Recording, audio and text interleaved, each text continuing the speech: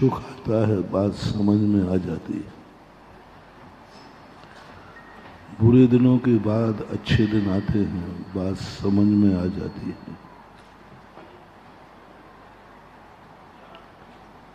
एक पापी आदमी पुण्यात्मा बन गया, बात समझ में आ जाती है। एक अधर्मी धर्मी बन गया, बात समझ में आ जाती है। एक गरीब आदमी अमीर बन गया, बात समझ में आ जाती है। छोटा आदमी बड़ा बन गया, बात समझ में आती है। ये सारी बातें विकासवाद की हैं।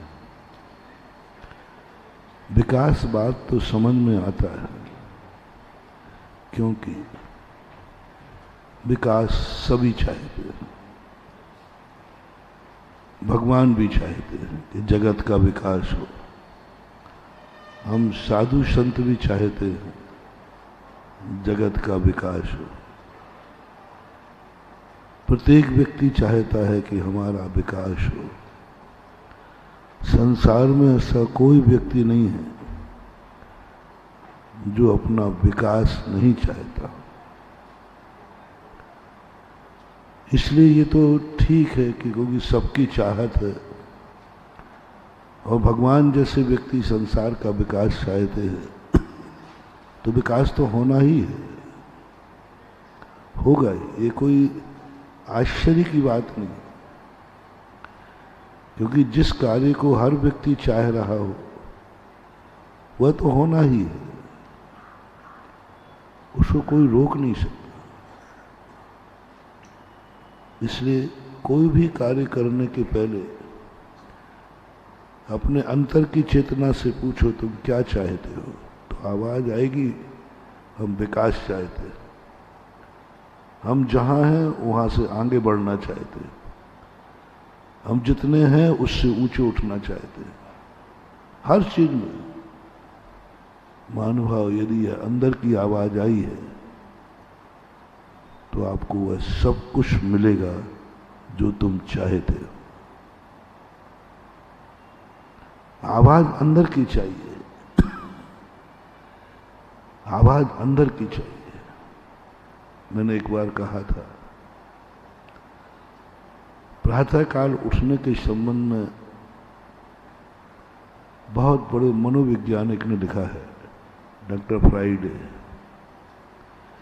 कि यदि आप पकड़ सको तो निद्रा खुलते ही प्रथम सेकंड में जो तुम्हारा भाव आया है वही तुम्हारा 24 घंटे निकलेगा। 12 घंटे पक्का है, बस वो पहले सेकंड की आवाज पकड़ना है। पहले सेकंड जब आप उठे थे तो आपके मन में क्या विचार आया था? कुछ फीलिंग अच्छी लग रही थी कि कुछ फीलिंग अच्छी नहीं लग रही थी? अच्छी लग रही थी यदि वो 1 सेकंड की बात पकड़ पाए हम। 1 सेकंड में भी कई हिस्से कर दीजिए, बहुत सूक्ष्म होता है। प्रथम पॉइंट जो होता है वो सूक्ष्म होता है, बहुत कठिन है वो। अपन को स्वयं को भी पकड़ में आना बहुत बहुत एकाग्र होना पड़ता है, बहुत एकाग्र। और उस क्षण को जब व्यक्ति पकड़ लेता है, बस वही दिन भर का निर्णय होता है। साधु संत जो तुम्हें आशीर्वाद दे देते, कभी टाल देते, आज नहीं कल देखें, कभी दे देते, कोई कारण नहीं मालूम। उनका जो प्रथम क्षण है वो उन्होंने आज पकड़ा था कि आज आशीर्वाद मत देना, ठीक नहीं है। वो पहला क्षण पकड़ा था। पहले क्षण में सारे दिन भर की घोषणाएं होती हैं,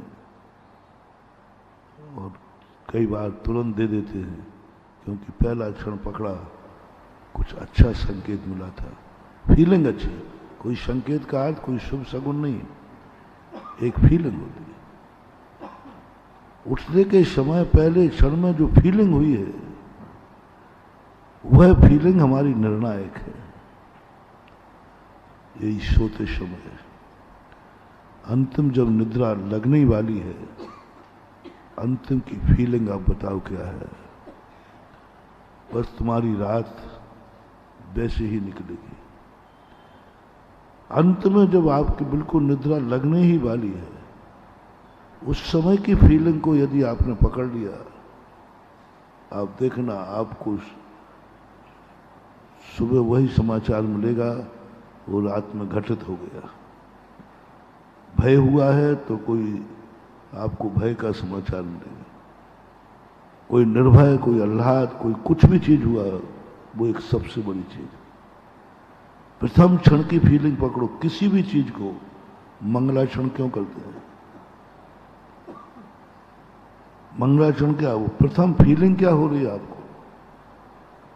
आप घर से बाहर निकले हैं, पहले कदम की फीलिंग क्या है? पहला कदम आपकी फीलिंग क्या है? आपके अंदर की आवाज क्या है? उस आवाज को कैच करना, वही हो। हम मंदिर आए हैं, मंदिर के दरवाजे पर जैसे प्रभु दिखा, आपकी फीलिंग क्या है? बनावटी मत करना, इसमें बेईमानी मत करना, क्योंकि ये सब कुछ तुम्हारे साथ खुद होने वाला है। बेईमानी दूसरे से करो, बात बन जाएगी। अपने से बेईमानी मत करना। अपने को मत टारने, नहीं मुझे तो बहुत अच्छी फीलिंग हुई, कुछ नहीं होने वाला है इससे। भगवान को जैसे आपने देखा, कैसी फीलिंग हुई? कैसी फीलिंग हुई?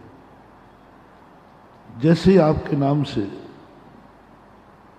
शांति धारा की बोली टूटी, टूटते ही फीलिंग बताओ क्या हुई?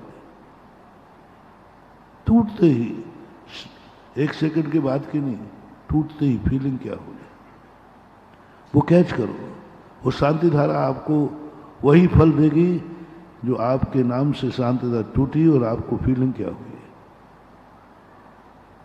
तुरंत उसने 3 कहा, यहां स्पंदन होगा, नियम से स्पंदन होगा। बस वो शांति धारा तुम्हें फलेगी। वो स्पंदन हमें पकड़ना है पहले क्षण का, चाहे वो धर्म क्रिया हो, चाहे कोई भी क्रिया हो। आपने दान की बोली बोल रही है, आपके दान के 3 बोलते ही पूरी सभा को देता हूं। जैसे 3 हुआ, आपको कैसा लगा? आपकी फीलिंग बताइए। एक बोली सारी पूरी सभा को अमीर बना देगी। दान देने वाली नहीं। इसलिए मैं सदा कहता हूं कि गरीब लोगों के लिए जिस दिन बोली बोले, उस दिन जरूर आना चाहिए, क्योंकि वो गरीब है, क्योंकि बोली ले नहीं पाएंगे, इसलिए जरूर आना चाहिए। बोली लेने वाला नहीं आए तो कोई बात नहीं, लेकिन नहीं लेने वाले को जरूर किसी दिन आवे या नहीं आवे, बोली बोलते समय जरूर आना चाहिए। और अमीर आदमी को इसलिए आना चाहिए कि कल भी अमीर रहना है उसे। ले या ना ले, मैं लेने की नहीं कह रहा हूं। अमीर को इसलिए नहीं बुला रहा हूं कि वो बोली ले ले, गरीब को इसलिए नहीं बुला रहा हूं कि कैसे करके वो गरीब बोली ले ले, क्योंकि आफत का मारा है, संकट का मारा है, परेशान है, वो बोली ले लेगा। नहीं,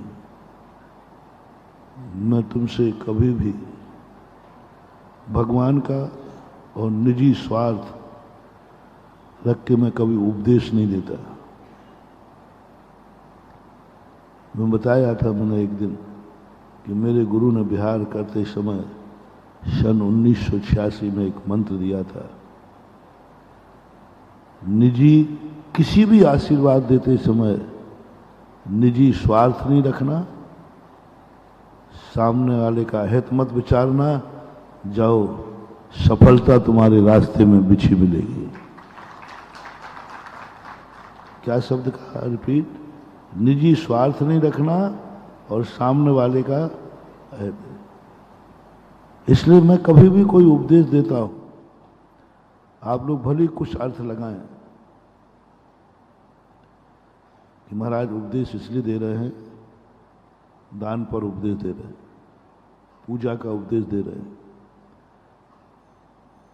साधु भैयावृत्ति पर उपदेश दे रहे हैं, आहार दान का उपदेश दे रहे हैं, बिहार के उपदेश दे रहे हैं, तो आप लोगों की तुरंत थिंकिंग जाएगी, क्योंकि जो जैसा है वैसे ही सोचेगा। लगता है अब महाराज जी को देखो, आप महाराज जी मालूम इसलिए क्यों कह रहे हैं, इसलिए कह रहे हैं। अब मालूम महाराज जी क्यों कह रहे हैं, क्योंकि अब तीर्थ क्षेत्र बनना है ना, इसलिए महाराज अब दान की कहेंगे। देखना मंदिर में अभिषेक करने वाले बहुत कम है ना, अब महाराज आएंगे तो बढ़ाएंगे। अब महाराज आएंगे तो मंदिर के अभिषेक करने वाले बढ़ाएंगे, क्योंकि महाराज ने देख लिया कि मंदिर में तो अभिषेक करने वाले कोई है ही नहीं। अब महाराज बढ़ाएंगे, अब महाराज जरूर प्रवचन देंगे, और महाराज जरूर जम के प्रवचन देंगे, बहुत गुस्से में XYZ, क्योंकि मंदिर में कोई अभिषेक करने वाला नहीं मिला। माली ने कह दिया कि महाराज जी आज किसी ने अभिषेक नहीं किया। आज तो भैया महाराज के पास समाचार पहुंच गया, आज तो महाराज जम के बरसेंगे। ये आप लोगों का सोच होता है,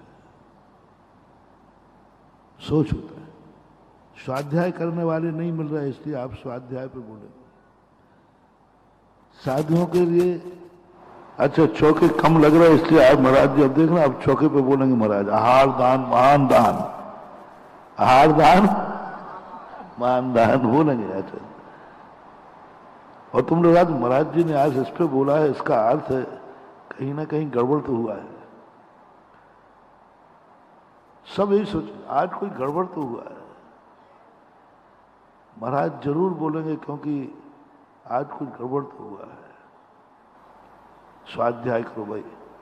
अच्छा, शास्त्रों में दीमक लग रहा है और कोई स्वाध्याय करने वाला नहीं है, अब जरूर महाराज बोलेंगे तुम लोगों ने शास्त्रों को पढ़ा नहीं। और महाराज आज जरूर प्रवचन देंगे, क्योंकि कल अपन लोग किसी क्रिया की बैठक में गए थे कहीं, तो प्रवचन में सभा में कम थे, कमेटी वाले भी नहीं थे। आज तो महाराज खैरियत खबर लेंगे, आज जरूर सबको डांट पड़ना है, क्योंकि महाराज पंडाल में आए उस समय कोई नहीं था। तो बोलो अब आप लोगों की हालत क्या हो रही है। आज तो पक्का है महाराज पंडाल में आए, कोई भी नहीं था, मंच एलांसर भी नहीं था, वो भी डर रहा है महाराज जी आ गए, मैं नहीं पहुंच पाया। अब तो भैया आज तो मामला नहीं मान पाओ, बिल्कुल सोच तुम्हारा गलत है, 100% सोच गलत है, 100% सोच गलत है। मेरा सोच तो एक ही होता है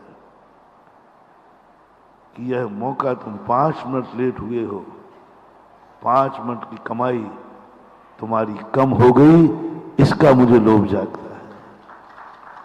मंदिर में अभिषेक करने वाले नहीं हैं, इसलिए मैं तुम्हें कभी अभिषेक को नहीं बुलाऊंगा। भगवान से मैंने कह दिया, भगवान ज्यादा मत समझना कि मैं आपके अभिषेक करने वाला बुला लो, आपके लिए तो मैं एक बूंद पानी नहीं डलवाऊंगा। आपका अभिषेक नहीं होगा तो हमें कोई दर्द नहीं है, मैं कभी दुखी नहीं होता। कोई कहता महाराज भगवान का अभिषेक नहीं हुआ, बन के नहीं हुआ, क्या फर्क पड़ता है, क्या फर्क पड़ता है, नहीं हुआ तो नहीं हुआ। महाराज जी अभिषेक नहीं हुआ तो कुछ क्या हो गया, नहीं हुआ तो नहीं हुआ। महाराज जी मंदिर में अभिषेक करने वाले नहीं है तो नहीं है, नहीं है तो क्या हुआ। भगवान का अभिषेक नहीं हुआ तो क्या हुआ, कौन से भगवान को गर्मी चढ़ गई। नहीं हुआ तो नहीं हुआ, कभी नहीं। मुझे तो कभी आज तक कभी भगवान का अभिषेक नहीं होने पर कभी विकल्प नहीं आता। मैं तो ये बार कहता मंदिर जाता हूं, मैंने कहा ठीक भगवान क्या क्या जरूरत है आपको, आपका अभिषेक नहीं हुआ तो बताओ आपका क्या बिगड़ गया, गर्मी चढ़ गई हो, गंदे ज्यादा हो गए हो, कुछ नहीं बिगड़ना, कुछ नहीं बिगड़ना। और अभिषेक हो जाएगा तो आपको कौन सा लाभ मिल जाएगा वही बता दो। भगवान को ना तो अभिषेक होने पर किंचित मात्र भी लाभ है। कर्म प्रबंध निगडैरपीहीन ताप्तम ज्ञात्वा अपि भगवान। मैं जान रहा हूं इस अभिषेक से आपको कोई लाभ नहीं है, और नहीं हुआ तो आपको कोई हानि भी नहीं। मैंने कभी भगवान के लिए अभिषेक का उपदेश नहीं दिया। कभी मैंने ये नहीं कहा रे शर्म करो रे, भगवान का अभिषेक नहीं हो रहा है, थोड़ा शर्म करो, आज भगवान का अभिषेक नहीं हो रहा। मैं कभी नहीं बोलता ये बात। मैं क्या बोलता हूं, भगवान का अभिषेक नहीं हुआ, भगवान का कुछ नहीं बिगड़ा, लेकिन मेरे भक्त ने अभिषेक नहीं किया, इसका तो सब कुछ बाजार लुट गया। इसका लुट गया बाजार, ये लुट रहा है। भगवान बैठे हैं और उनका लाभ नहीं ले रहा है। भगवान बैठे हैं और अपने आप के पाप नहीं धो रहा है। भगवान बैठे हैं, देख कितना घाटा हो रहा है।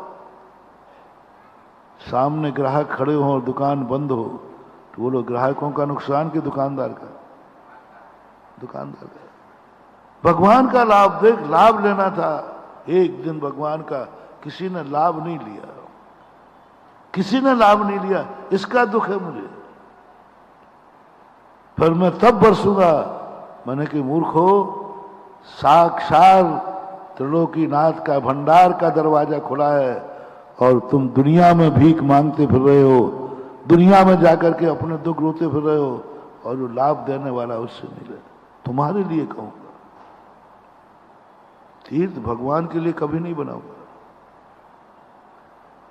मंदिर कभी भगवान के लिए नहीं बनाऊंगा, बनाया भी नहीं, बनाऊंगा भी नहीं। कभी भगवान के निमित्त लेकर के कि बहुत अच्छा भगवान का मंदिर बने, भगवान बहुत अच्छे भगवान, मैं कभी नहीं बनाऊंगा भगवान। और भगवान से कभी नहीं कहूंगा कि भगवान आपका अच्छा मंदिर बन जाए तो आप मुझे आशीर्वाद मुझे देना, मैंने बनवाया है। मैं बनाता ही नहीं हूं। भगवान को कभी मंदिर बनाया नहीं, बना नहीं रहूंगा, बनाऊंगा नहीं, क्योंकि उनको मंदिर की जरूरत नहीं है। भगवान के लिए मंदिर बनाना भगवान का सबसे बड़ा अपमान है, भगवान का दुश्मन बनना है। बड़ी मुश्किल से इतनी तपस्या साधना करके वे मोक्ष गए और हम उनको पुनः इसी संसार में घसीट दें, इसी संसार में बुला लें। वो सिद्धालय में जाके बैठे हैं, हम मंदिर में बुला लें। हम भगवान के पास नहीं पहुंच सकते,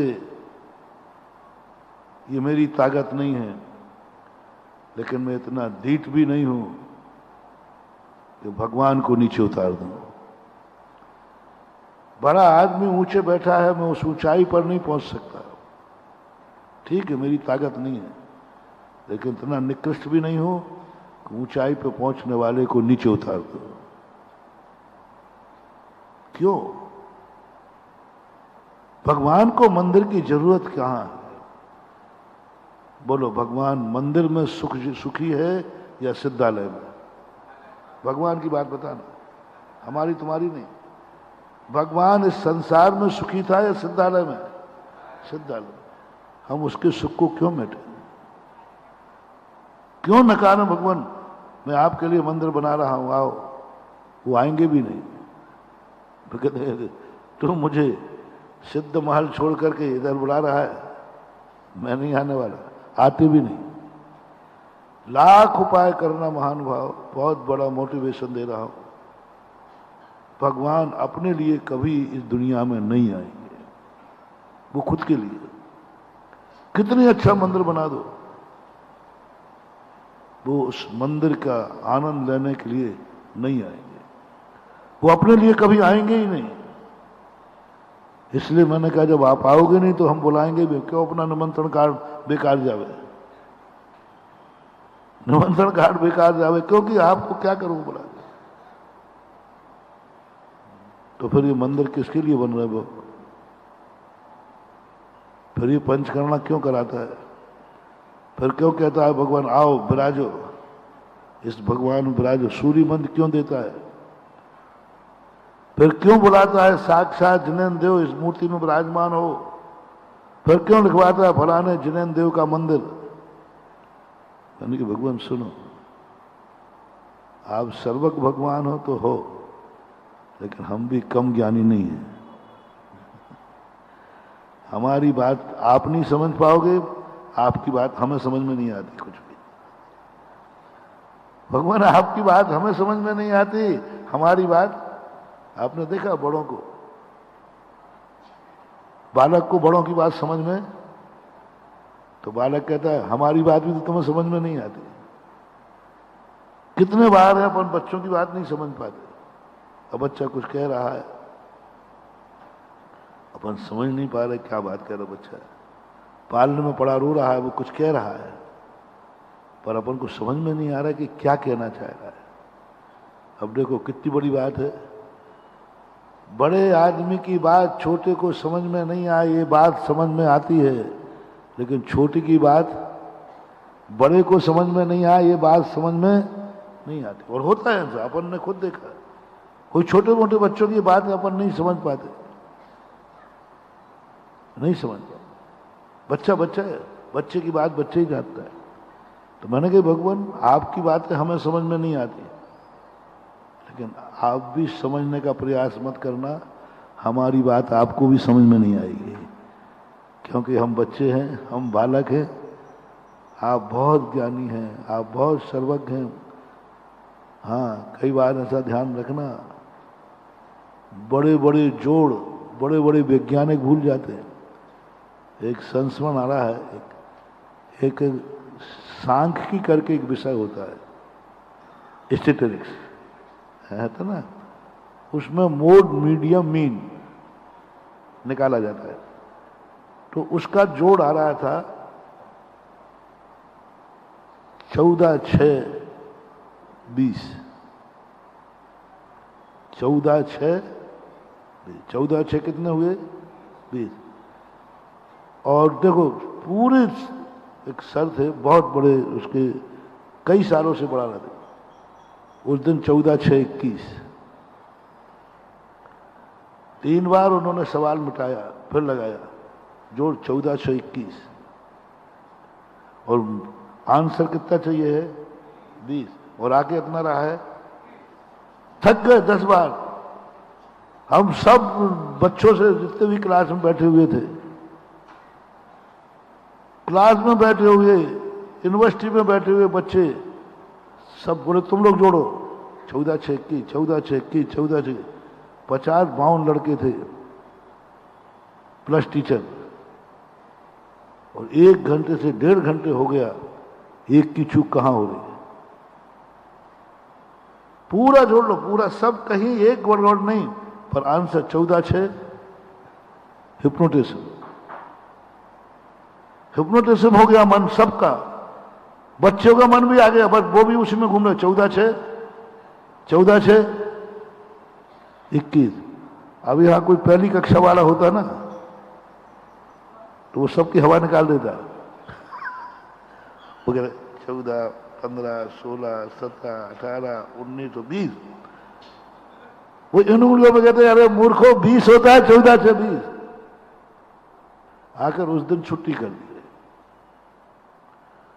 दूसरे दिन आकर के जैसे बोले अब इस दूसरे दिन दौड़ा, बोले 14/6/20। तो बोले ना तो हमने एक अक्षर मिटाया है, ना एक बढ़ाया। कल 21 कैसे थे, आज 20 कैसे हो गए? ये हो जाता है। बड़े लोग भी इस चीज को नहीं समझ पाते। भगवान की डायरी में, भगवान के केवल ज्ञान में बहुत सारी बातें हमारी हैं जो भगवान को समझ में नहीं आती। बहुत सारी बातें जो भगवान के केवल ज्ञान में भी नहीं आती,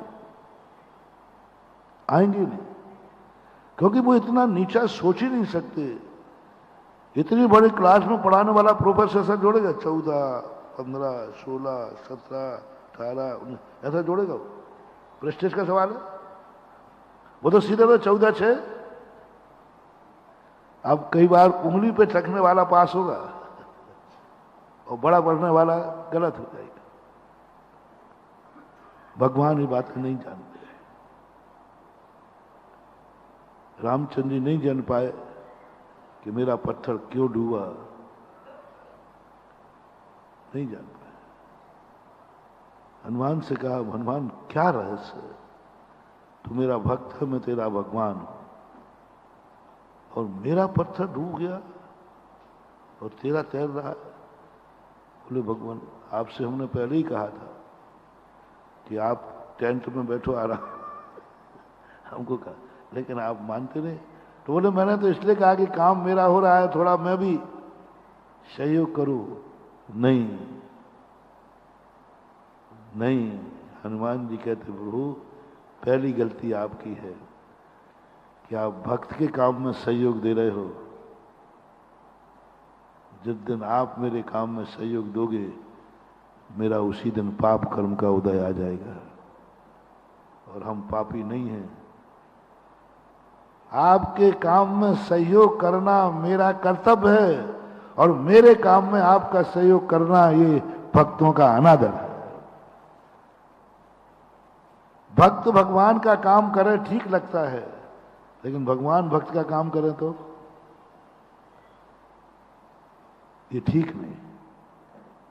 हम आपका सहयोग कर रहे हैं, हमारा अवभाग्य है, और आप मेरा सहयोग करने के लिए यहाँ आए, यही आए ना कि चलो सारे बानर लोग पत्थर डाल रहे हैं, काम तो मेरा है, सीता का अपहरण तो मुझे मेरा काम है, चलो कुछ मैं भी इनका सहयोग करूं, इसलिए आए हो ना। इस सबसे बड़ी गलती तो आपकी यही है। आप मेरा सहयोग करने आए, ये मेरा दुर्भाग्य है, और हम आपका सहयोग कर रहे हैं, ये मेरा सौभाग्य है। मोटिवेशन किसी भी बड़ों के संबंध, जब हम बड़ा शब्द कहें तो आप घर में भी लगा लेना, मंदिर में भी लगाना, भगवान लगा लेना। यदि बड़े तुम्हारा सहयोग करें तो तुम्हारा दुर्भाग्य है, और तुम बड़ों का सहयोग करो तो सौभाग्य। ये मोटिवेशन अपनी जिंदगी में सदा रखना। कभी माँ बाप तुम्हारा सहयोग करें तो सहयोग तो लेना पड़ता है, लेकिन दुर्भाग्य मान के लेना। दुर्भाग्य मान के कोसना कि हे भगवान मेरी कौन सी जिंदगी आ गई कि हमें बड़ों का सहयोग लेना पड़ रहा है। कायदा तो ये था कि हमें बड़ों के कार्य करना चाहिए। आजकल नीति क्या होगी, छोटे लोग कहते हैं बड़ों को मेरे कार्य करना चाहिए क्योंकि ये बड़े।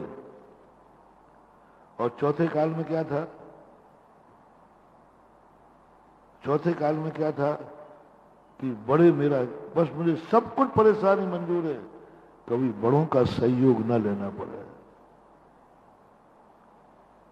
बड़ों का सहयोग न लेना पड़े, गरीब को अमीर का सहयोग न लेना पड़े, भक्त को भगवान का सहयोग न लेना पड़े, शिष्य को गुरु का सहयोग न लेना पड़े।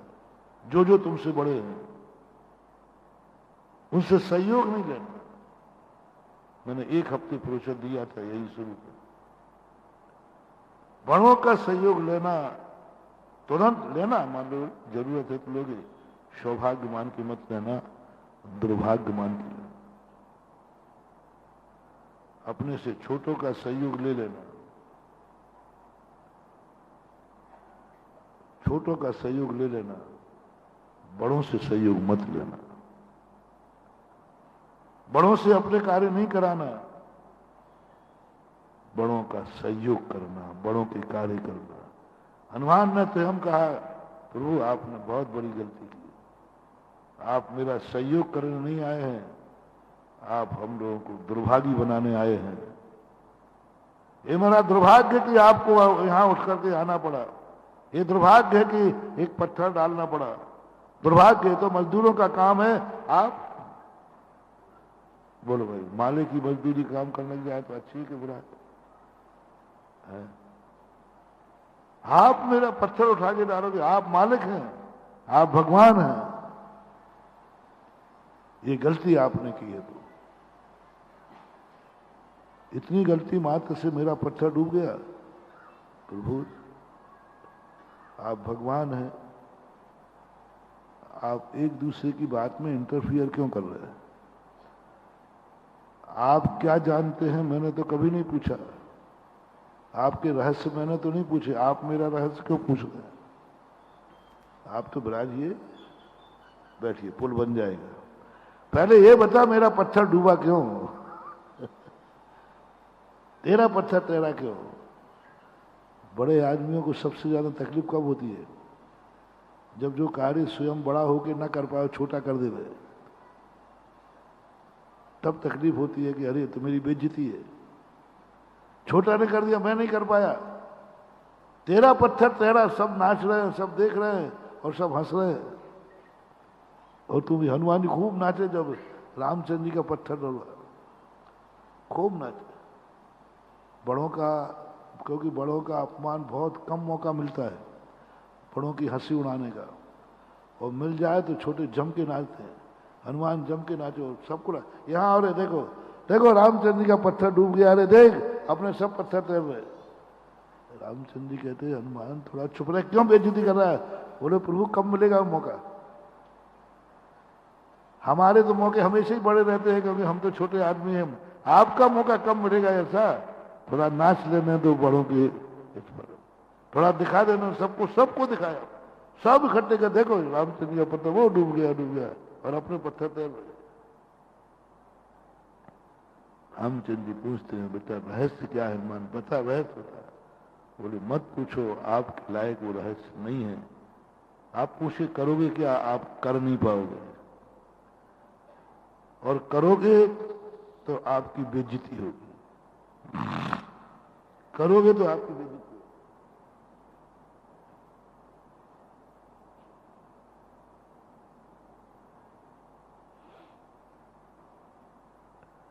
जो मैं कर रहा हूं मेरी इज्जत बढ़ रही है, और आप कर नहीं पाओगे, वो करोगे तो आपकी बेइज्जती होगी, आपकी भगवत्ता पर दूषित हो जाएगी और दुनिया तुम्हें भगवान कहना छोड़ देगी, भगवान कहना छोड़ देगी तुम्हें। इसलिए प्रभु भक्तों के अंदर की बातें भक्तों के पास, और भगवान की बातें आप मर इसमें मत करो। रामचंद्र जी कहते हैं पहले मुझे बता क्या बात है। धीरे से रामचंद्र जी के कान में कहते हैं प्रभु जो पत्थर आपके हाथ में आया हो, प्रभु क्या, और प्रभु ही खुद छोड़ रहे हो उसे, तो तैरेगा क्या खाक? डूबेगा नहीं। तो भगवान के हाथ में जाकर के भगवान खुद छोड़ रहे हैं, भगवान के पास पहुंच गया, हाथ में पहुंच गया और भगवान उसको छोड़ रहे हैं। और जो भगवान के पास से छूटेगा, जो भगवान से छोड़ेंगे, उसका डूबना तो निश्चित है। भाग्य तो देखो उसके कि आपके हाथ में पत्थर आ गया, और दुर्भाग्य तो देखो भगवान ही उसको छोड़ रहे। रामचंद्र जी कहते हाँ तेरी बात में दम है। अब और ये और बता दे तेरा पत्थर तेरा क्यों? मेरा डूबा तो ये तो समझ में आ गया, तेरा डूबा क्यों? बोले भगवान नहीं बताऊं तो? वो तो बताना तो पड़ेगा, बताना तो पड़ेगा। बोले भगवान सुनो, मेरे पत्थर पर, हर पत्थर पर प्रभु का नाम लिखा है श्री राम, और जिस पर राम का नाम लिखा हो वो पत्थर डूब नहीं सकता, और जो राम के हाथ से छूट रहा है वो कभी तैर नहीं सकता। भगवान लिखो अपना नाम, लिखो अपना नाम, लिखो अपना नाम लिखो, या फिर मेरा नाम लिखो। तो मेरे नाम का पत्थर तो तैरने वाला है ही नहीं, और आप खुद अपना नाम लिखिए ना। मैं सारे जगत को कहूंगा रामचंद्र जी अपना स्वयं का नाम लिख रहे हैं श्री राम। हमारे यहां नैतिकता है, स्वयं का नाम, जब बच्चों से नाम पूछते ना तो बोले तेरे पिताजी का क्या नाम है? श्री श्री। अब स्वयं का पूछो तो बोलो क्या नाम बताओगे? बोलो मनोज, तुम्हारे पिताजी का क्या नाम क्या था? हैं? श्री बोलोगे कि नहीं? क्यों यूं बोल दो कि चंदा बाबू? नहीं, थोड़ा अच्छे से बोल भाई, अच्छे बाप था। पक्का? अब श्री शब्द मम्मी का नहीं लगाया था, श्री शब्द उनके पापा ने नहीं लगाया था, लेकिन बेटे ने लगाया। क्या चंदा बाबू के पापा ने श्री लगाया था? मम्मी ने लगाया था? श्री किसने लगाया? बेटे ने। यह है पूजा, यह है सम्मान। जो कोई नहीं लगा, वो अब उन्होंने खुद पूछते कि आपका नाम क्या है, तो श्री चंदा बाबू बोलेंगे।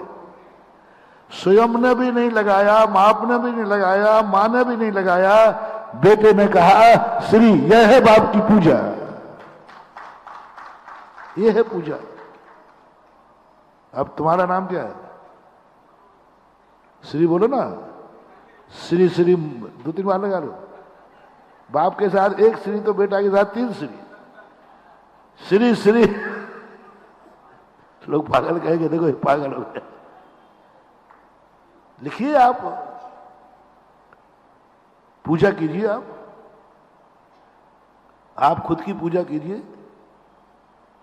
पहली बात तो राम ही लिखिए आप अपने आप का।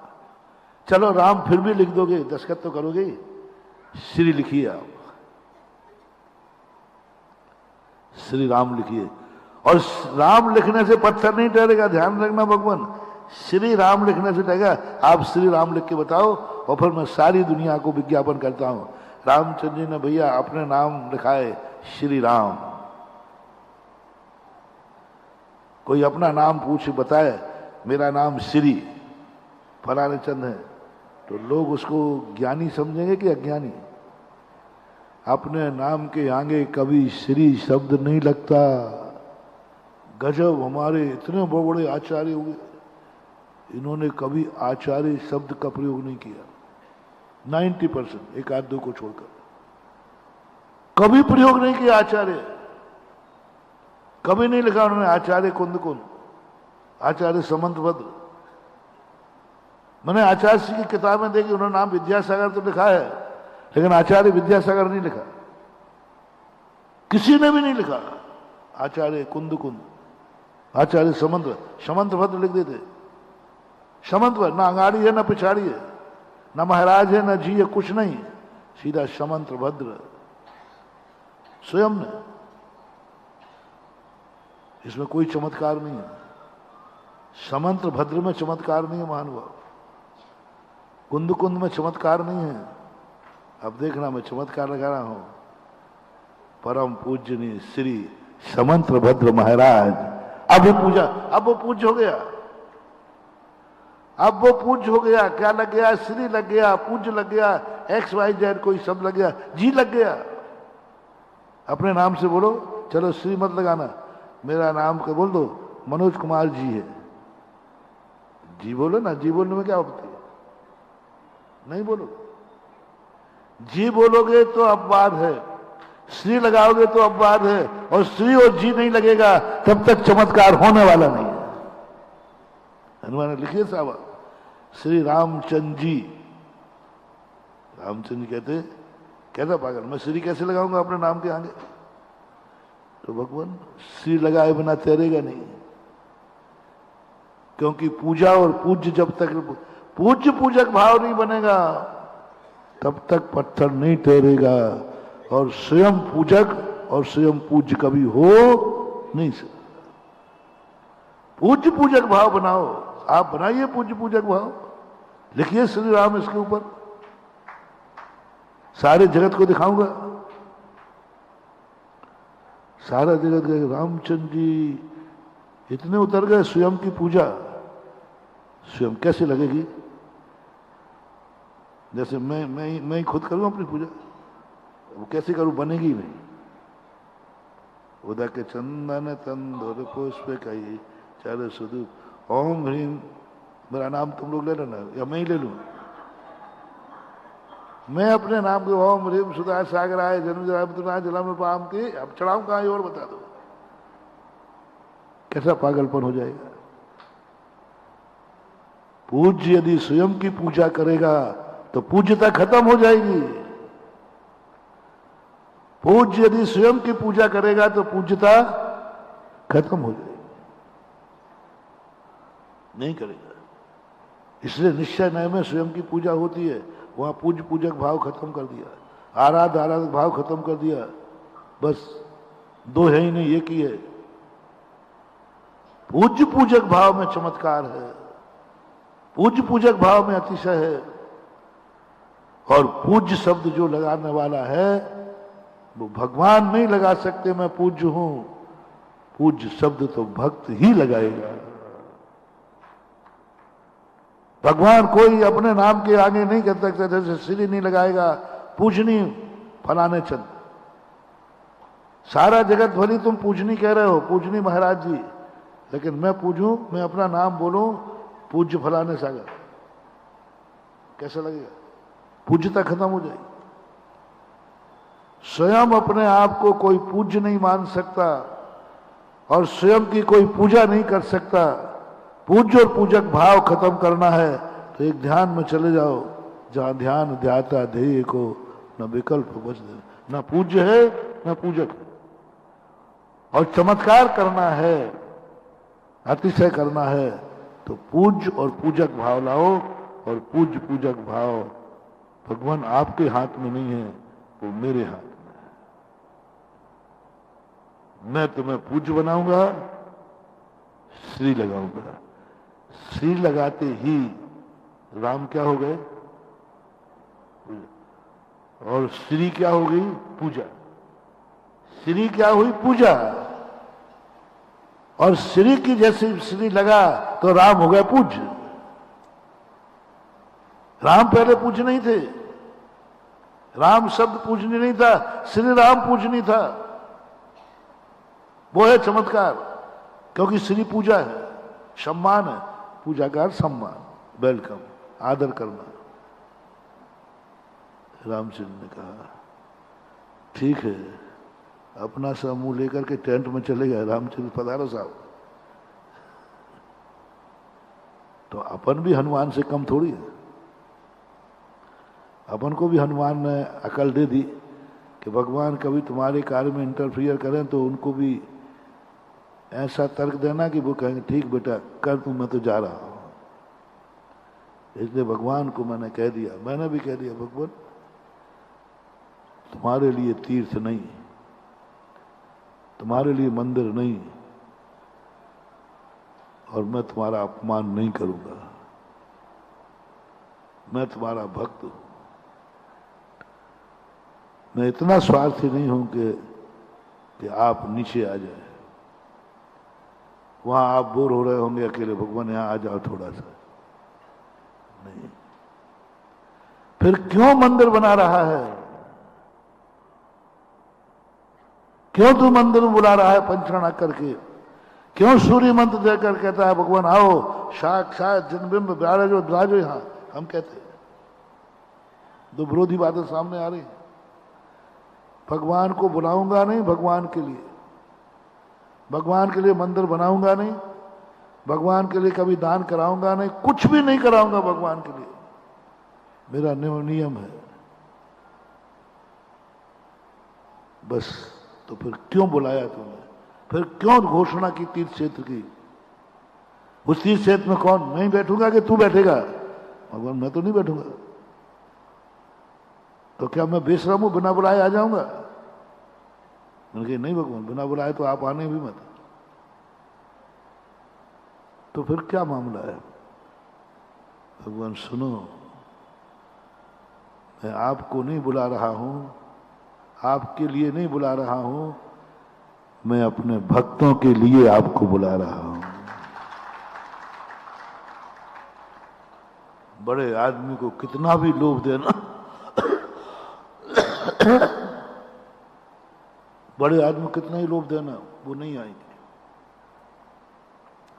भगवान आप आओ तो एक बार सही, ताकि गणी रे करूं मनोहार। बहुत लोग देते, आओ तो सही एक बार, नहीं आएगा, क्योंकि वो अपनी पूजा, अपना मान, अपना सम्मान कराने आता ही नहीं है। उसका सबसे बड़ा वीक पॉइंट है करुणा, दया। वो दूसरे को दुखी नहीं देखना चाहता, परोपकार, बस परोपकार, ये सबसे बड़ा वीक पॉइंट है। भगवान आपको नहीं बुला रहा हूं, ना आपका सम्मान में क्या कर पाऊंगा, मेरी क्या औकात है जो आपका सम्मान करूं, तो फिर क्यों बुला रहा है भगवान? हम पापियों का उद्धार करने के लिए आपको बुला रहा हूं। आपके निमित्त से आप मंदिर में बैठ जाएंगे, हमारा उद्धार हो जाएगा। आप मंदिर में बैठ जाएंगे, आपका अभिषेक कर लेंगे, हमारे पाप धुल जाएंगे। आपका तो कुछ नहीं।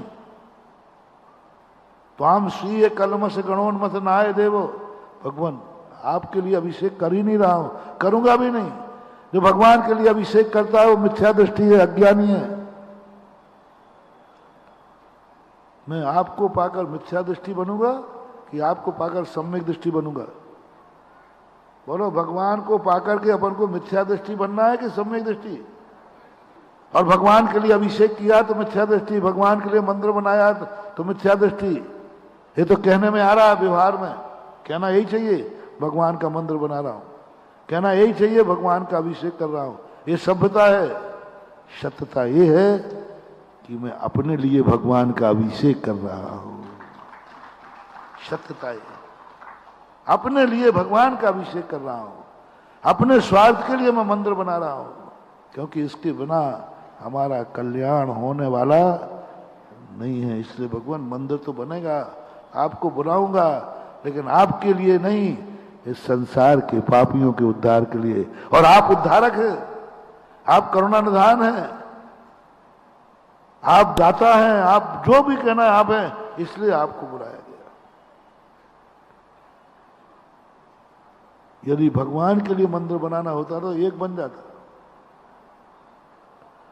आगरा में बहुत सारे मंदिर हैं, क्या जरूरत है? क्या जरूरत है बता दो?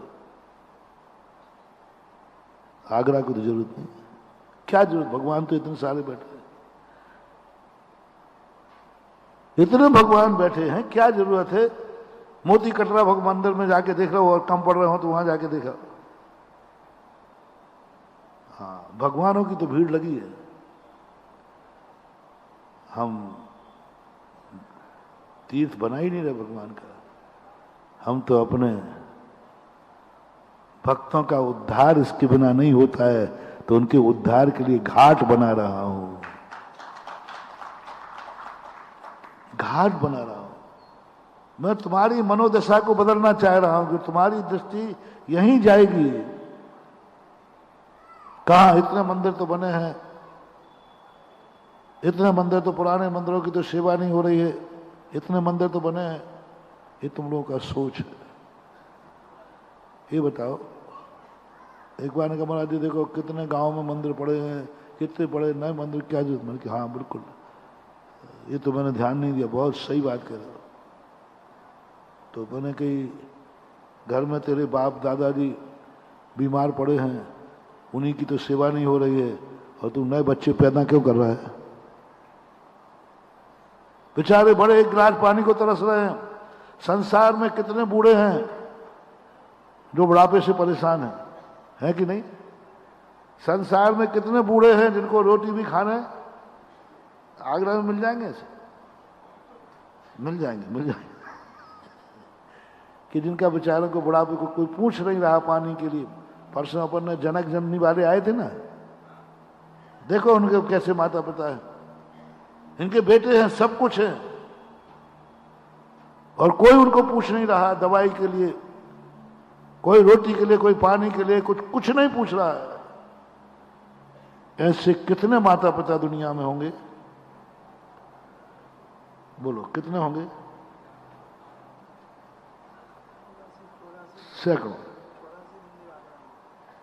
नहीं, कितने ऐसे होंगे माता पिता जो दुखी होंगे? तुम लोगों को शर्म नहीं आती रे? इतने बूढ़े दुखी हो रहे हैं, इनको पानी नहीं मिल रहा है और तुम नई संतानें पैदा करने में लगे हो।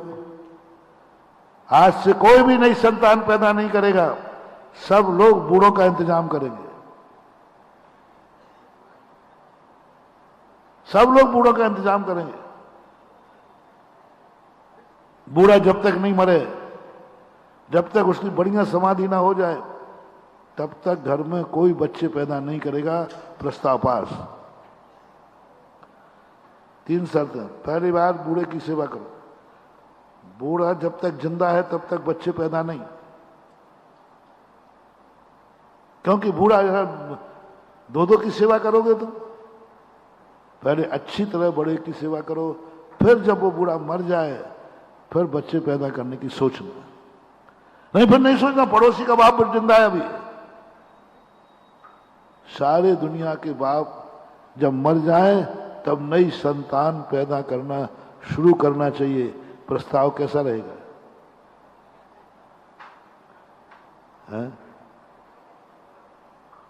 गलत है वो तो तुम, मैं जानते हो तुम तो गलत कहोगे। तो फिर हमारा प्रस्ताव, पुराना मंदिर जब तक धराशायी होके जमीन में नहीं मिल जाए तब तक नया मंदिर नहीं बनना चाहिए। प्रस्ताव पास। तुम हमारा प्रस्ताव पास, हम तुम्हारा करेंगे, दोनों का। तुम हमारा प्रस्ताव पास करो बच्चों पे, हम प्रस्ताव पास करेंगे नए मंदिर पर। तुम्हारा प्रस्ताव हमारा प्रस्ताव, तुम्हारा प्रस्ताव खारिज तो हमारा प्रस्ताव भी खारिज। तुम कहो महाराज बाप मरे या नहीं मरे बच्चा तो पैदा होगा, तो मैं कहता हूं पुराने मंदिर में पूजा होवे या नहीं होवे, नया मंदिर तो बनेगा।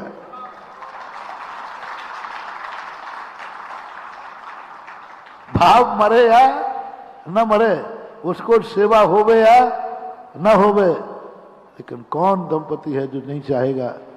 भले माँ बाप की सेवा होवे या नहीं होवे, लेकिन संतान की इच्छा हर जवान को होती है।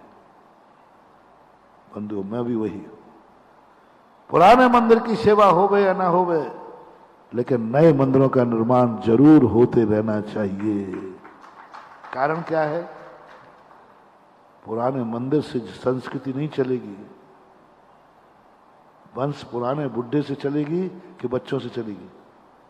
संतति वो तो हो ही गया, वो तो कभी जाने वाला नहीं, लौटने वाले नहीं। कोई व्यक्ति गांव में लौटने वाले नहीं है, कोई लौटने वाले नहीं है। और कॉलोनी में मंदिर और नहीं बनाओ तो सब बिना दर्शन के रह जाएंगे, क्योंकि गांव में तो कोई लौटने वाला, और गांव का मंदिर में पूजा नहीं हो रही, और तुम यहां नया मंदिर बना रहे हो कॉलोनी में। यदि गांव के मंदिर की दुर्दशा देख करके तुमने कॉलोनी में मंदिर नहीं बनाया तो बोलो कॉलोनी में वालों का क्या हाल है? दूसरा उपाय आप बताओ।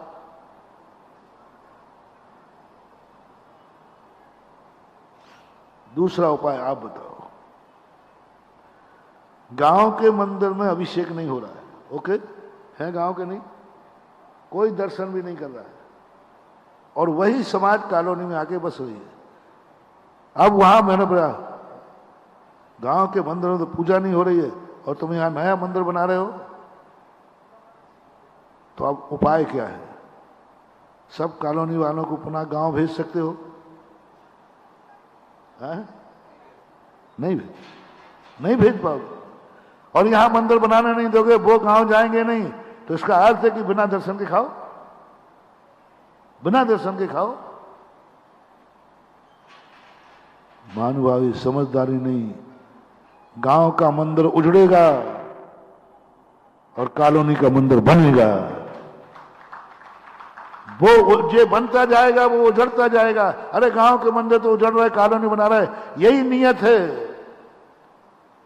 यही नियत है। गांव का मंदिर उजड़ता जाएगा और कॉलोनी का मंदिर बनता जाएगा, ये संस्कृति है। यदि गांव में बना यहां बनाओगे तो वो उजड़ जाएगा, उसको तो उजड़नी है। तुम नहीं बनाओगे तो भी, यदि तुम नया नहीं बनाया तो क्या उसका उजड़ना रुक जाएगा? क्या वहां लोग पहुंच जाएंगे? नहीं, तुम बनाओ या नहीं बनाओ, उसको तो उजड़ना है, सो उजड़ेगा ही। लाख उपाय करो, उसको तो उजड़ना ही है। समझदारी है जहां तुम रह रहे हो अपने पुण्य के लिए बनाओ। आगरा में एक मंदिर को मैं आबाद करने के लिए एक दिन गया था। मैंने कहा यहाँ तो बड़ी समाज है और मेरा काम है कि उजड़े हुए मंदिर को आबाद करना है। मैं गया सुबह सुबह, पता चला कि यहाँ सबसे ज्यादा दुर्दशा एक नाई के मंडी के मंदिर की हो रही है। अब मैं तो दुर्दशा को देख करके दया ही आदमी, चलो अपन ठीक करते हैं। अब हमने कहा कि वहां पहुंच गया, वहां की हालत देखी, कोई जैनी वहां जाने वाला नहीं है। मुश्किल से 2 किलोमीटर है। कौन जैनी नाई के मंदिर में जाने वाला? मंदिर उजड़ रहा है, मंदिर में कोई अभिषेक करने वाला नहीं। एक सामने घर है, वो भी शर्म के मारे मंदिर के कारण रुका है। यदि तुम मंदिर उठा रहे तो वो भी भाग जाएगा।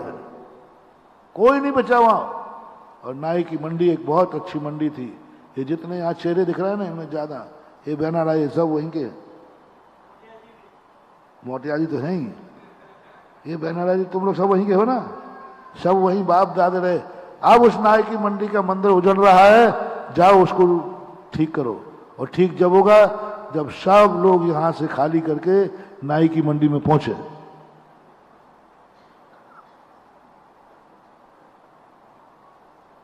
कौन पहुंचे? वो उजड़ेगा, उसका उजड़ना निश्चित है, क्योंकि ये प्रकृति का नियम है। नया विकास होगा, पुराने का हिराश होगा। इसलिए मैं कह रहा हूं, मंदिर के लिए मंदिर भगवान के लिए मंदिर बनाओगे बहुत वेदना होगी। तुम नया मंदिर नहीं बनाओगे, पुराने मंदिर की दुर्दशा पर रोना आएगा। पुराने भगवान के मंदिर को देखकर रोना आएगा। तुम भगवान का मंदिर बनाओगे तो, भगवान के लिए मंदिर बनाओगे तो रोने के अलावा कुछ हाथ नहीं लगेगा। वो जीर्ण शीर्ण होता रहेगा, तुम मरते रहोगे, तुम रोते रहोगे, रोते रहोगे, कोई हाथ लगने वाला नहीं। और मैं वो तरीका ढूंढता हूं जिसमें रोने ही नहीं पड़े, तुम रोते रहो। मैं नाई की मंडी में जाके मैं बिल्कुल नहीं रोया। मोटिया जी कह रहे थे, महाराज जी कोई उपाय बताओ, हम भी जैसे ऋषि मंदिर के कारण टिके हैं, कोई वहां उनका कोई वो स्थान है व्यापार का। हर व्यक्ति की यही थी, महाराज जी कोई उपाय बताओ। तो मैंने धीरे से कहा कि क्यों ना सब लोग लौट के आ जाए। उन्होंने यहां मोटरसाइकिल भी नहीं आवे, वही घटिया सी पड़ती है। यहां महाराज हम लोग आएंगे तब क्या करें? तुम यहां आओगे नहीं तो बस एक ही उपाय बचा है, भगवान को उठा के ले चलो, उठा के ले चलो। क्यों? लोग कहते महाराज शिखरबंद मंदिर है, इतना बड़ा मंदिर बना है, अब गांव में से कैसे उठा के लाऊं? मैंने कहा कि इसलिए दर्द, मुझे दर्द इसलिए नहीं होता है क्योंकि हमने भगवान के लिए मंदिर बनाया ही नहीं था। भगवान के लिए मंदिर बनाया होता तो दर्द होता। हमने तो मंदिर अपने लिए बनाया था, तो जहां हम जाएंगे वहां भगवान को ले जाएंगे, क्योंकि वो मेरे लिए। अब दर्द नहीं होगा, मेरे लिए मंदिर है, चलो भगवान। बोले क्यों ले जा रहा है? बोले आपका मंदिर नहीं है भगवान, आपके लिए नहीं बना था, आपके लिए मंदिर नहीं बना था, मंदिर तो हम लोगों के लिए बना था। तो जहां हम वहां तुम, जहां तुम वहां मैं नहीं। ये ताकत मेरी नहीं है। देखना भक्त की बात, जहां तुम वहां हम। अच्छा तो यही है ना, अच्छा यही ना भगवान, जहां तुम वहां हम। एक नारा देते अपन सारे जगत को। पहले आगरा ही से प्रस्ताव पास करते, और आगरा में 90% किसी न किसी गांव से आए हैं। कमला नगर में सब बाहर के, नई कॉलोनी सब कम। तो अपन तो, और तुम्हारे पूर्वज जहां भगवान थे, बस अपन एक प्रथा, जहां भगवान वहां हम, जहां भगवान वहां हम। ये बात तुम्हारे बस की बात नहीं। हम तो करते हैं फिर भी। साधु तो करता है, साधु भक्ति इसलिए भगवान की ज्यादा नहीं करता क्योंकि उनको नीचे आना पड़ता है। हम तो भगवान कहते, भगवान जहां तुम वहां मैं, वहीं आ रहा हूं, आप मेरे लिए नीचे मत आना, मैं आपके लिए ऊपर ही आऊंगा। दो में से एक निर्णय पास करो, या तो बड़ों के पास जाओ या बड़ों को नीचे बुलाओ। दोनों में तुम्हारी औकात क्या है, अपनी अपनी देख लो। आज के बाद बड़ों को अपने पास नहीं बुलाना, फर्स्ट एंड फर्स्ट है बड़ों के पास जाओ। भगवान चाहिए भगवान के पास जाओ, गुरु चाहिए गुरु के पास जाओ। गुरु को अपने यहां नहीं बुलाना, गुरु के पास जाना। बोलो आप गृहस्थों को ये संभव है? गृहस्थी को संभव है, चक्रवर्ती को नहीं। जहां भगवान है वहां मैं रहूंगा, नहीं चलेगा। जहां भगवान है वहां मैं रहूंगा, जहां मंदिर है मैं वहां रहूंगा, नहीं चलेगा। पूज्य जिनसेन स्वामी कहते चक्रवर्ती ये नहीं चलेगा, तो फिर क्या करूं? आप गृहस्थ हो, जहां भक्त रहेगा वहां भगवान रहेंगे। भगवान के बस में होता है भक्त, एक मुहावरा नहीं बनाया गया। भक्त के बस में होते हैं, ये मुहावरा ये क्यों नहीं बनाया? भगवान के बस में होता है भक्त, नहीं होता, हो ही नहीं सकता। और जिस दिन तुम भगवान के बस में हो जाओगे ना, तुम्हारी गृहस्थी चौपट हो जाएगी, तुम गृहस्थी कर ही नहीं सकोगे। वो करने नहीं देगा क्योंकि वो भगवान है। भगवान के बस में हो गए तुम, और भगवान के बस का अर्थ है जो भगवान कराए वो करना है, हो गया कल्याण तुम्हारा। वो आप लोग हम लोगों को निमंत्रण कार्ड देते ना, निमंत्रण शादी का, तो एक भक्त थे, अच्छे भक्त थे, बढ़िया कार्ड लाए, वो लिखा, तो मैंने बोले महाराज जी शादी है, तो मैंने कहा ये क्या है? बोले मैंने आपका निमंत्रण, तो मैंने बड़ी इज्जत के साथ वेलकम किया। अब निमंत्रण कार्ड का वेलकम करना चाहिए कि नहीं? उस पर नाम भी मेरा लिखा था, ऊपर लिखा था आमंत्रण कार्ड। मैंने कहा भक्त तुम्हारा अब तो आना ही पड़ेगा, क्योंकि नियरेस्ट भक्त का है, आना ही पड़ेगा। वो तो वैसे मेरे पास टाइम तो नहीं है, व्यस्त हूं, लेकिन भक्त के कार्यक्रम है और वो बुला रहा है भक्ति से, तो अब समय निकालना ही पड़ेगा। मैं इतने सीरियसली बोल रहा हूं कि उसके चेहरे की हवा उड़ रही है। आनंद तो पड़ेगा, मैं समय को सेट करता हूं,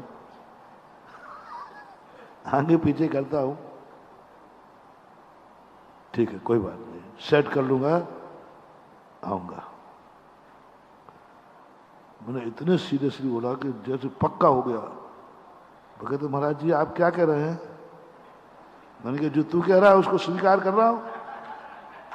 तू आमंत्रण देने आया, मैं आऊंगा। और वो इतना विश्वसनीय भक्त था कि वो जानता था महाराज जी मुझे इतना चाहते हैं, सही में आ जाएंगे। उसने भी सही ले लिया कि महाराज आ ही जाएंगे। बोले महाराज जी मैंने बोल जी, बोले महाराज जी आप महाराज हैं, शादी में आएंगे? आप महाराज हैं, शादी में आएंगे? मैंने कहा तुझे शर्म नहीं आई कि महाराज हैं वो शादी में बुलाएगा? जब तू बेशरम है तो हम भी बेशरम हैं। तब जो शादी में बुला रहा है, तुझे ये शर्म नहीं आई कि महाराज को हम शादी में बुला रहे, आमंत्रण कार्ड दे रहे हैं, तो मैं आऊंगा। तो मैंने कहा ये आमंत्रण कार्ड वापस नहीं लेगा, तो मैंने अच्छे से पकड़ के रख लिया। मैंने कहा अब तो आ चुका, बोलो कहा से सांची सांची हो जाए तो। अभी तो हंसी हंसी चल रही है, और यदि ये सांची हो जाए और महाराज जी पहुंच जाए बारात में, तो सोचो कभी ऐसा हो तो क्या हो? मजा देखो क्या होगा। कहीं देवता ऊपर से नहीं आए, शादी में महाराज जा रहे हैं, बारात में चल रहे हैं महाराज पीछे कमंडल लेकर के। कैसा रहेगा सोचो तो। अब बारात की सेवा करोगे महाराज की, और फेर के दिखाओ तुम, फेरे तो जानो तुम्हें। यदि साधु महाराज शादी में पहुंच गया, आमंत्रण कहा तो तुम देते हो कि नहीं, पक्का बताओ। हाँ देते हो, वो बंद भी मत करना है। वो कहो नहीं महाराज जी उसमें कुछ गलत लिखा है तो हम वापस समझेंगे, नहीं वो तो आ चुका, अब तो आने वाली बात है। 5-7 मिनट में उसको पसीना आ गया। बोलो साधु यदि तुम्हारी शादी में पहुंच जाए तो मंगल होगा कि अमंगल?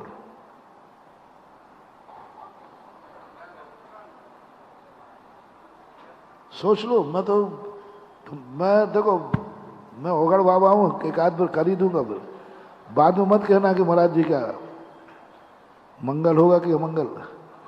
तुम्हारी हिम्मत हो तो शादी करके दिखाओ, फिर वहीं मारने पर मैं बैठूंगा, बाजू में तकर डाल के बैठूंगा। हाँ फेर कर, फेर के देख लो।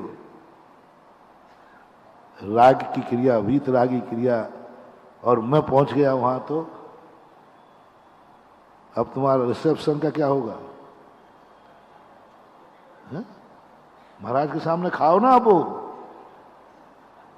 खबरदार, महाराज के सामने मुंह में को दे लिया, गुरु के सामने झूठा मुंह नहीं होता है। खाना पीना सब बंद। क्या क्या बंद हो जाएगा? मुझे दिखता फेर ही बंद हो जाएगा। नहीं, साधु मंगल है, लेकिन इसका अर्थ है नहीं कि हर स्थान पर मंगल है। दीप प्रज्वलन कहा था ना, आप लोगों ने दीप प्रज्वलन किया, मंगल है कि नहीं? ये मंगल के लिए करते हो ना, तो एक दिन मेरे से करा लो ना। यही मुख्य अतिथि है क्या? मैं अतिथि नहीं हूं आगरा का। एक आध दिन तो क्या भाई, आज महाराज जी दीप प्रज्वलन करेंगे, क्यों मैं करके नहीं जानता क्या? कराओ ना। नहीं, साहू मंगल है, लेकिन साधु के द्वारा प्रज्वलित किया हुआ दीप अमंगल है। तुम्हारा नाश, हमारा नाश, दोनों का नाश। जो कराएगा उसका नाश, साधु करेगा उसका नाश, और कार्यक्रम का तो भंडाफोड़ हो ही जाएगा। अमंगल है। वही दीपक ग्रस्त कर रहा है, सगुन है, मंगल है। वही दीप प्रज्वलन यदि महाराज कर रहे हैं तो अमंगल है। अमंगल, बहुत अमंगल। एक क्रिया एक ही है। कौन? इसलिए महानुभाव, जब कोई क्रिया करो ऐसा नहीं सब क्रियाएं अच्छी हैं तो अच्छी हैं, नहीं। वही क्रिया एक के लिए अच्छी है, दूसरे के लिए अशुभ है, क्योंकि हमारा पद मुनि है। हम मंगल दीप प्रज्वलन नहीं कर सकते, अमंगल हो जाएगा। हम शादी में नहीं जा सकते, अमंगल हो जाएगा। और तुम्हारी बारात निकल रही हो और साधु वहां से निकल जाए तो, अब देख रहे हो मंगल कर रहा हूं। तुम्हारी बारात आ रही हो, उसी दिन साधु की आगवानी हो और सामने से महाराज निकल जाए, समझ लेना मंगल ही मंगल है। शामिल हो जाना अमंगल है और सामने से निकल जाना मंगल है, बहुत मंगल। यही तो श्री कृष्ण ने अर्जुन से कहा। एक महाराज को आते देखते ही कृष्ण कहते, देख दिगंबर मुनिराज सामने से निकल रहे हैं, विजय निश्चित है। और वही महाराज युद्ध में शामिल हो जाते तो, वही महाराज युद्ध में शामिल हो जाते कि ठीक है, एक रात मेरा सजा, मैं बैठूंगा भक्त के लिए, जिताने के लिए, अमंगल हो जाता। वही साधु युद्ध में साधु हो शामिल हो जाए गुरु महाराज, अमंगल है। और वही गुरु महाराज सामने से निकल जाए तो मंगल है। क्या अंतर है मंगल अमंगल में? दुर्योधन की दुर्दशा इसलिए हुई कि सारे गुरु युद्ध में उतर गए थे, और पांडवों की इसलिए दुर्दशा नहीं हुई, एक भी गुरु युद्ध में नहीं उतरा है। एक भी गुरु युद्ध में गुरु को उतार दिया, इससे बड़ा अमंगल क्या होगा। युद्ध में ताश्री को उतार दिया, इससे बड़ा अमंगल क्या होगा। जिस युद्ध में कभी गुरु उतर जाए तुम्हारे साथ, तुम्हारे संसार के कार्य में गुरु उतर जाए तुम्हारे साथ, समझ लेना अमंगल शुरू हो गया। अमंगल गुरु उतर गए। रामचंद्र जी ने भी युद्ध लड़ा है रावण का साथ, लेकिन एक अपने बुजुर्ग को, एक अपने गार्जियन को युद्ध में नहीं उतारा। स्वयं कष्ट उठाते रहे, स्वयं लक्ष्मण शक्ति लग कुछ भी करते रहे, लेकिन अपने गुरु को नहीं बुलाया, अपने जनक को नहीं बुलाया, अपने पूर्वजों को नहीं बुलाया। स्वयं लड़ते रहे, स्वयं बेहोश होते रहे, यहां तक कि स्वयं के मरने तक का भाव कर लिया, लेकिन गुरु को समाचार नहीं दिया कि गुरु महाराज आओ बचाओ। जनक को समाचार नहीं दिया कि आओ जनक जी ससुर साहब बचाओ, और स्वयं मरने की घोषणा कर रहे हैं। मरता क्या नहीं करता। अरे मरते समय तो कह सकते थे कि बचाओ गुरु महाराज, नहीं, मर जाना अच्छा है, लेकिन गुरुओं को संसार के कार्य में उतारना ठीक नहीं है। युद्ध में शामिल नहीं किया, एक भी युद्ध में कोई भी बुजुर्ग शामिल नहीं था युद्ध, कोई भी। रामचंद्र जी का एक बुजुर्ग बताओ जो रामचंद्र जी के युद्ध में मारा गया हो, कोई नहीं मारा। और रावण के,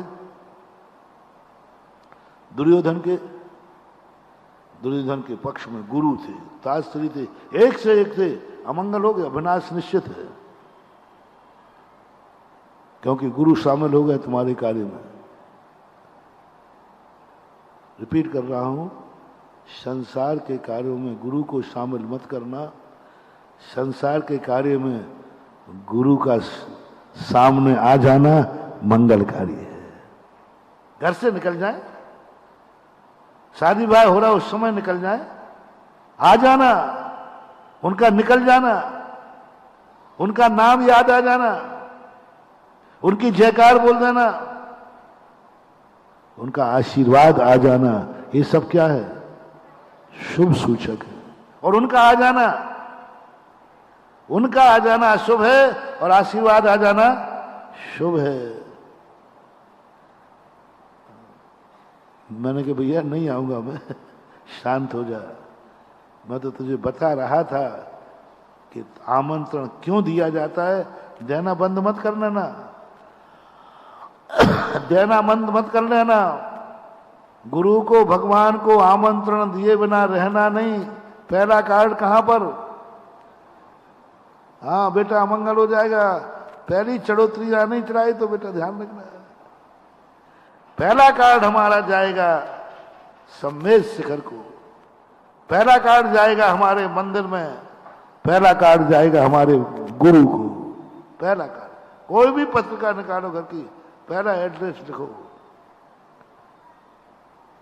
आमंत्रण कार्ड तो जाएगा, लेकिन वह ध्यान रखना महाराज आना जावे।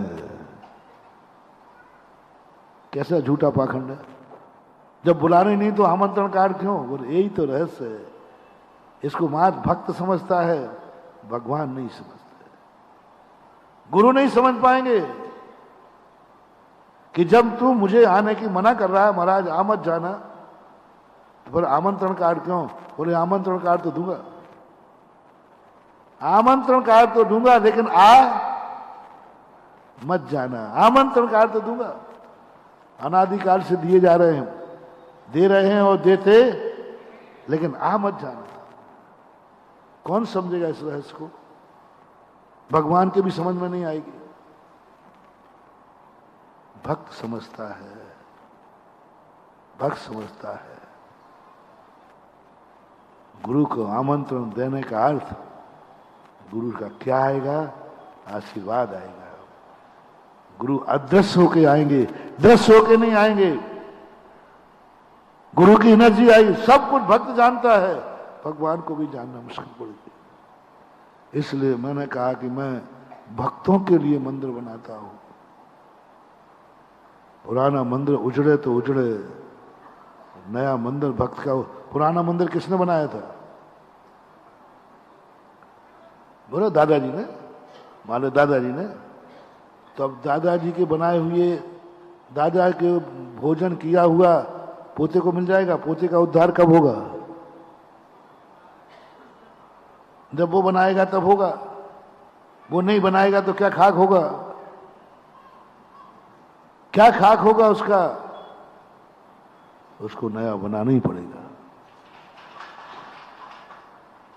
नया बनाने, क्योंकि उसको उद्धार करना है। तीर्थों की कमी अपने भारत में नहीं है, जरूरत भी नहीं है। लेकिन तुम जैसे भक्तों का, मोटिया जैसे परिवार का उद्धार कैसे करूं?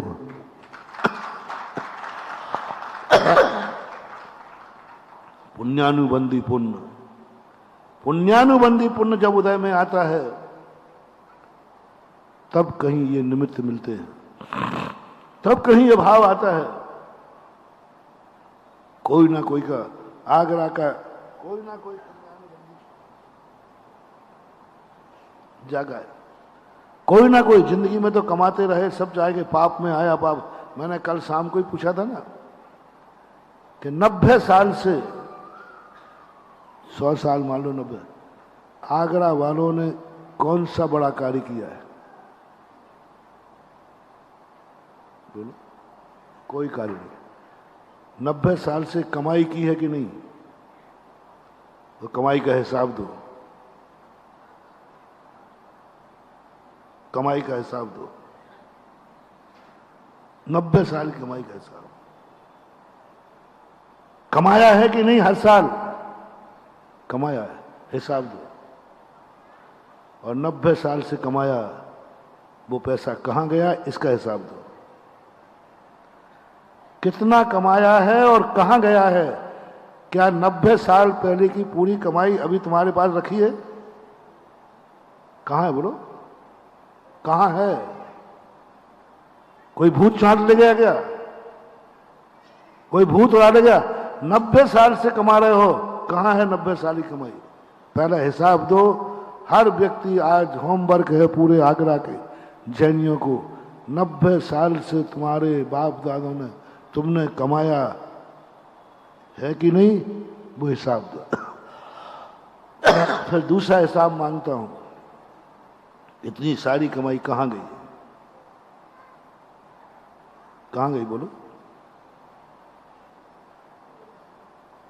10-25 निकलेंगे, महाराज हमने एक फार्म हाउस खरीद लिया, हमने एक जमीन खरीद ली, हमारे पास सोना चांदी रखा है। कितने परसेंट लोग निकलेंगे? 10, 20, 50%। सारे लोग कहां हैं? कमाई कहां गई? कहां गई कमाई? मंदिर में तो गई नहीं, दान में तो गई नहीं। आगरे का दान 90 साल का उठा लो, कितना है? चलो सारे भारत में भी दिया होगा, कितना सा दिया होगा? 0.11% दान नहीं निकलता है। चातुर्मास को ले लो, सबसे बड़ा चतुर्मास हो रहा है, सबसे बड़ा, सबसे महंगा शाही चतुर्मास। कितने % लोगों का दान है बोलो? आगरा के हिसाब से कितने % लोगों का दान है? शेष लोग कमा रहे हैं कि नहीं कमा रहे? नहीं, जितनों का महाराज दे रहे हैं यही कमा रहा है, बाकी तो सब फक्के मार रहे हैं। प्रत्येक व्यक्ति कमा रहा है। दान मुश्किल से 10% लोगों का होता है। 10 भी मैंने ज्यादा बोल दिया। 10% लोगों का दान होता है और कमाने वाले 100%। 10% लोगों का धर्म लगता है और पाप में लगाने वाले 100%। संसार के कार्यों में 100% लोगों का धन जा रहा है और धर्म के कार्यों में 10% जा रहा है। 90% तो पाप कमा रहे हैं, पाप से कमा रहे हैं, पाप में ही कमा रहे हैं। पाप कमा रहे हैं, पाप से कमा रहे हैं, पाप में ही गमा रहे हैं। कितने %? कितने %? 90%।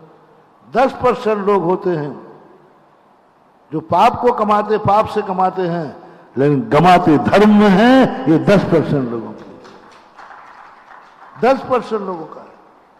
और उन भक्तों के उद्धार, वो 10% के लोगों के भक्तों को उद्धार के लिए ये सब धार्मिक क्रियाएं की जाती हैं। तुमने यहां चतुर्मास क्यों कराया? तुम मेरे भक्त हो तो जहां हम वहां तुम। अपना एक सूत्र बना हुआ है, जहां भगवान वहां हम। ये प्रस्ताव पास नहीं हुआ ना? नहीं। अब एक बताओ, महाराज जी, महाराज हमें को, जहां महाराज जी वहां हम। चलो बेटा, जहां महाराज वहां हम। पल जाएगा? नहीं महाराज, कहां लेते घूमूंगा वन बाल बच्चों को? आपका तो क्या भरोसा, कभी आसाम में, कभी राजस्थान में, कभी यहां। हम लोग तो ग्रस्त हैं। जहां महाराज हैं वहां ग्रस्त नहीं जा सकता, इसलिए वो माला फेरता है कि भगवान गुरुदेव उल्टा कर दो ना, जहां हम वहां तुम। बोलो, तुम्हारे यहां महाराज आ जाने से तुम्हें लाभ ज्यादा है या जहां महाराज रहेंगे वहां जाने से फायदा ज्यादा है? तो बस ग्रस्त को देखा था भगवान, आपके पीछे मैं नहीं आता, जहां हम वहां आप। हम आगरा में रहते हैं, आप आगरा पधारो ना। अरे भाई, मैं कहीं ना कहीं तो बड़े महाराज वो तो है, लेकिन आगरा पधारो, वो बात अलग ही होगी।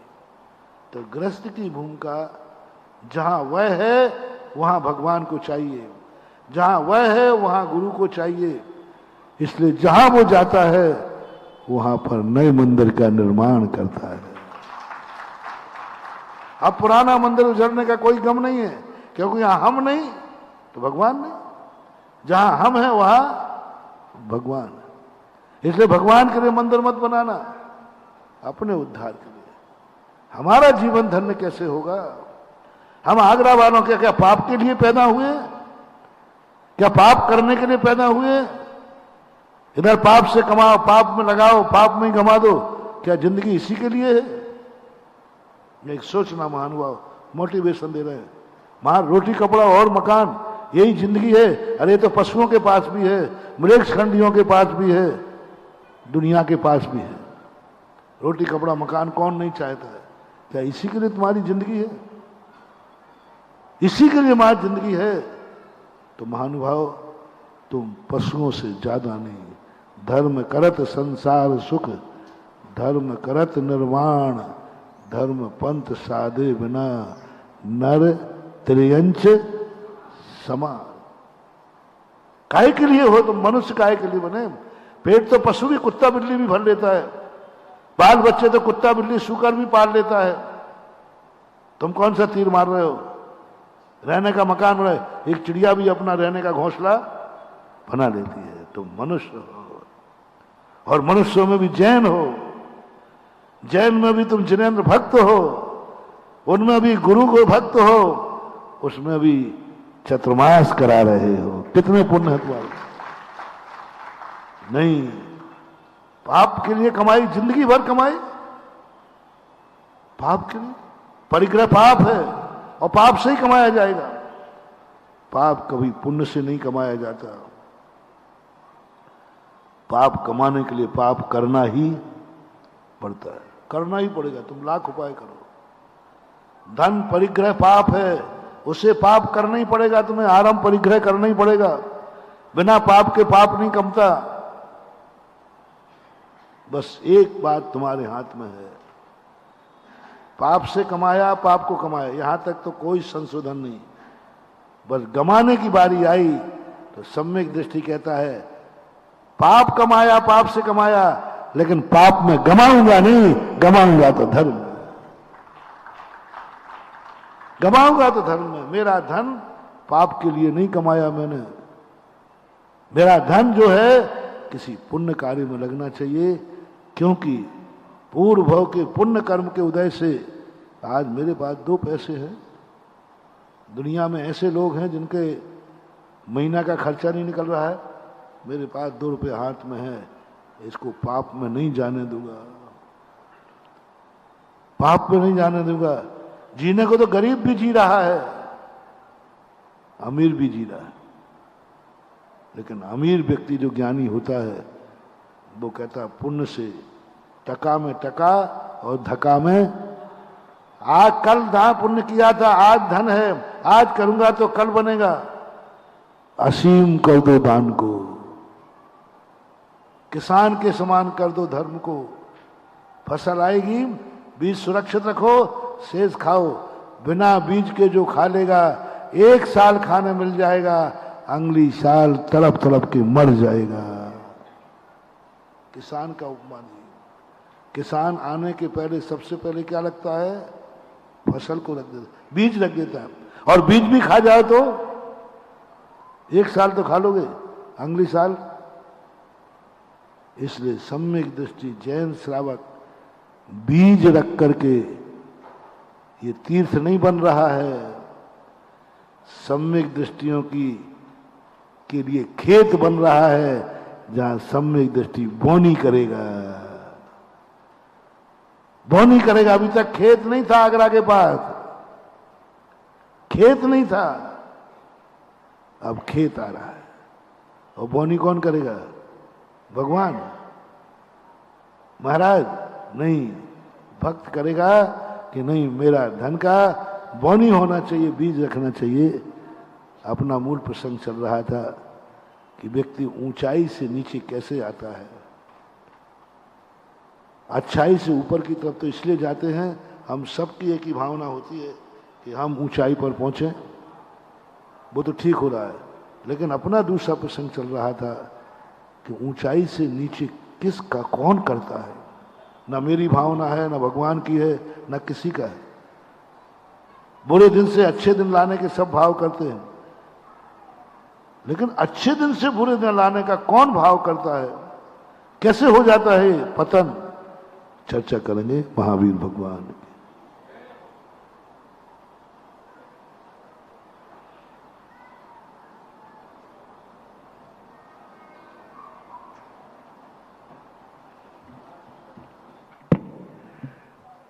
मित्रों, आज जो पूज्य गुरुदेव ने अनेक विषयों पर चर्चा यहां पर की है, लेकिन क्योंकि तीर्थ क्षेत्र आगरा नगर में बन रहा है और हर का जिज्ञासा तीर्थ क्षेत्र के प्रति आ गई है, जिज्ञासा के साथ एक कुतर्कियों के कुतर्क भी चालू हो गए थे। और बड़ा आनंद आया आज पूज्य गुरुदेव ने जो लॉजिक्स के साथ अपनी बात को रखा, वह पूरा प्रवचन आज हमें बार बार चौराहों पर चलाना चाहिए, मंदिरों में चलाना चाहिए, और जो व्हाट्सएपिए हैं उनको सुनाना चाहिए। सुनो तो सही, अगर सिर्फ पुराने मंदिर की ही चिंता है तो फिर नई संतानें पैदा करना बंद कर दे। कई लॉजिक्स आज दिए गए हैं। पुण्य की खेती करने का अवसर आया है। आगरा वालों, जाग जाओ, ये समय है पुण्य की खेती करने का। पूरा जिन मंदिर बनाने का मौका नहीं मिलेगा। आपने